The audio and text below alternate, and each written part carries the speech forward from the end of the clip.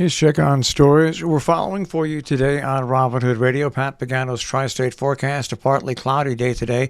Gusty winds, cold, flurries possible, mid-30s. We'll get the full details on our forecast coming up in just a few moments. Robin Hood Radio learned over the weekend of the passing of Katie Gannett. Now, Katie, after receiving her master's from Columbia University in 1961, became the assistant dean of students at Cornell. She was married to Michael, a retired Foreign Service officer, and they eventually settled in West Cornwall. Katie served on several local and regional boards of education, served as a secretary for the 34 years of the Housatonic Valley Alumni FFA, a longtime member at the AFS program at Housatonic Valley Regional High School, and Katie was also a member of the Housatonic Guidance Department. Katie's wit, sense of humor, and dedication to the students and parents and their students at Housatonic and Region 1 will be missed. As more information on services becomes available, we'll pass that along. A story in the Republican American, the message in Norfolk repeated by town officials and representatives of state agencies: it's going to take some time. Since the tractor-trailer overturned November 5th, spilling over 8,000 gallons of gasoline, state agencies, local first responders, and companies specializing in hazardous material cleanings have labored around the clock to contain the damage. Quote, "This has been a Herculean task and is going to go on for some time," end quote, from First Selectman Matt Riska. He promised that the link would be established on the town website to disseminate information, and an email address, spill@norfolk.org, would be created for those with questions. Monthly town meetings will be to address outstanding issues.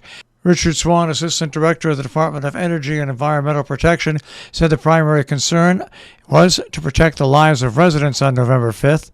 At the same time, we had the DEEP, DOT, and Norfolk Public Works Department dumping sand in sewer drains and streams, something you never want to do, in an attempt to stem the flow of gas, end quote.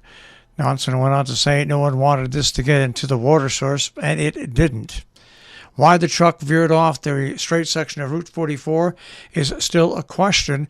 It struck a utility pole and sheared off a fire hydrant before rolling over. It's been in speculation for weeks since the accident. The official police report found the driver, Layman R. Barham of Bridgeport, for failure to maintain proper lane, but was mum about what might have distracted the driver.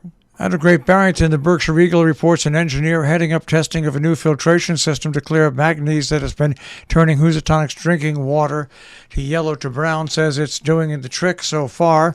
In a public presentation on Tuesday hosted by the Housatonic Waterworks Company, Robert Ferrari, president of the Northeast Water Solutions, said that with one exception, every test run with the filter cleared manganese from the water to undetectable or nearly undetectable levels. The first stretch of the pilot, which ran from September 14th to 28th, is testing the use of the filtration system that uses green sand, a mineral that can extract manganese as well as a host of other contaminants. If that pilot shows success throughout the seasons, the DEP will decide whether to approve the company's installation of a permanent green sand system at a cost of up to $2 million. Taking a look at town meetings going on this week in our tri-state region in Sharon. American Rescue Plan Act is tonight at 4:30. The Historic District Commission is tonight at 5:30. In Salisbury tonight at 5:30, the Planning and Zoning Commission. In Cornwall, coming up on November 22nd at 7:30, the Economic Development Commission meeting via Zoom. In Kent, Park and Recreation regular meeting is tonight at 7 p.m.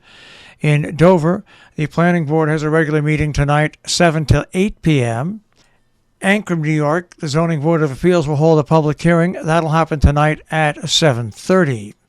Takeout Thanksgiving dinner free to the public will be held by the Dover Second Baptist Church. A free take-home Thanksgiving meal to residents for pickup and or some deliveries November 23rd from 4 till 7. Residents who would like to participate can contact the church at 845-877-9458 or can register online at sbc.org. Register by Wednesday. The Millerton Festival of Lights weekend will kick off on the 25th and run the 26th. 25th from 10 to 2, ice carving demonstration at Veterans Park. 11 o'clock, a free screening of the Polar Express at the Movie House. 1:15 to 1:30, a children's raffle will be held.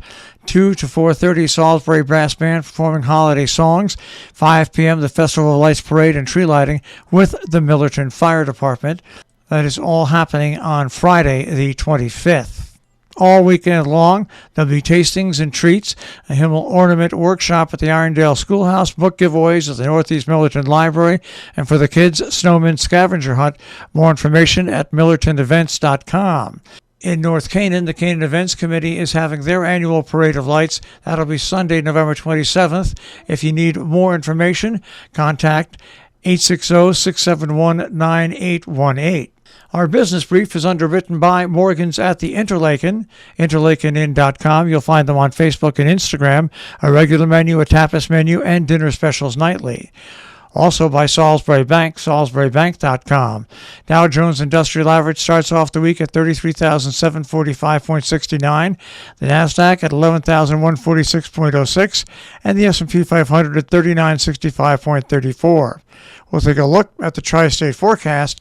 That'll come your way in just a few moments.